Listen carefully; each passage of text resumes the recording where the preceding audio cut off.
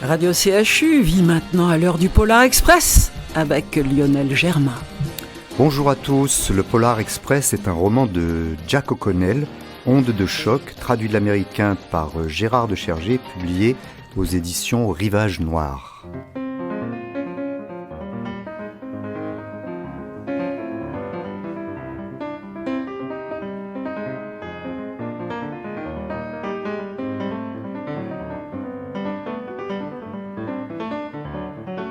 Sper est rempli de haine vis-à-vis de tous ceux qu'il appelle les mutants, vieillards, clochards et autres migrants qui viennent profaner la cathédrale de Quinsigamond, ville imaginaire dans laquelle Jack O'Connell situe ses intrigues.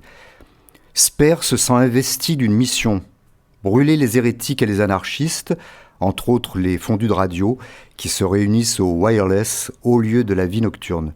Lorsque le corps d'un prêtre progressiste est retrouvé calciné dans son église, l'inspectrice Anna Shaw entreprend de traquer le tueur fanatique. Elle va infiltrer le monde des radios pirates où opèrent les mystérieux frères Zébédée.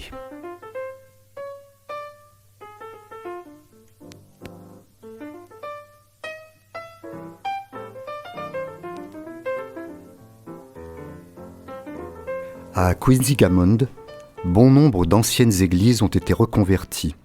Ces maisons de Dieu, imposantes et ténébreuses, sont devenues des boîtes de nuit et des restaurants, un musée, une salle de musculation, sans oublier ces étranges condominiums haut de gamme destinés aux nouveaux riches europhiles de la ville.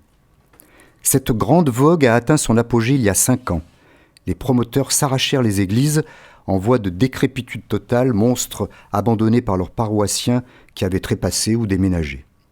Il fut un temps où tout escroc muni d'une licence d'agent immobilier s'évertuait à mettre le grappin sur Saint Brandan, l'unique cathédrale de Quinsigamond. Mais le diocèse tint bon, l'évêque refusa toutes les propositions, et Saint Brandan demeura une paroisse en activité, même si les fidèles étaient en majorité des patients de la clinique psychiatrique Tot, cloués à leurs bancs par le lithium qui remplissait leurs poches. Polar Express, Lionel Germain.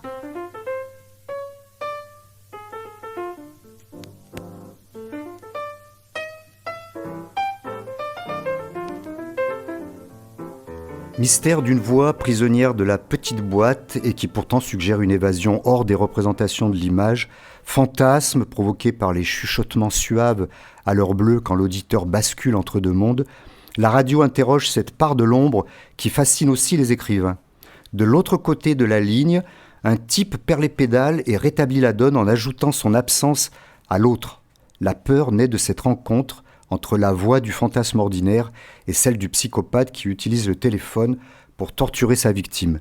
Radio Panique de Stuart Kaminsky dans la série noire jouait sur ce registre et avec La mort sur les ondes, Jack O'Connell écrit un formidable thriller sur l'univers de la radio. Un fou du FBI a juré de démasquer pour les faire périr par le feu les groupuscules anarchistes qui piratent régulièrement les stations officielles. Le flic fou cauchemarde sur l'absence de sa femme à laquelle il écrit de longues lettres qu'elle ne lira jamais. L'absence d'ailleurs est au centre de ce roman, dont l'héroïne, l'inspecteur Anna Shaw, semble une créature de Lénore, l'héroïne du roman précédent de O'Connell, BP9, toujours chez Rivage.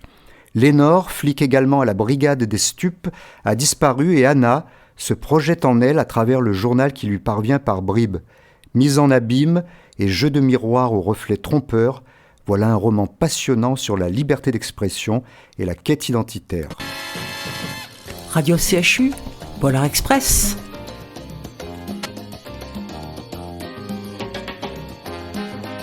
Le Polar Express, Onde de choc de Jack O'Connell, traduit de l'américain par Gérard de Chergé et publié aux éditions Rivage Noir. Pour en finir avec ce monde de brutes, on va se quitter en douceur avec ce bol d'air un peu nostalgique que nous offre Pauline Esther. Ouvrons la fenêtre et à bientôt pour un prochain Polar Express. Polar Express sur Radio CHU et vous pouvez retrouver avec plaisir la chronique de Lionel Germain tous les dimanches dans Sud-Ouest Dimanche. Une fenêtre ouverte sur le corps d'un oiseau dans un ciel en alerte.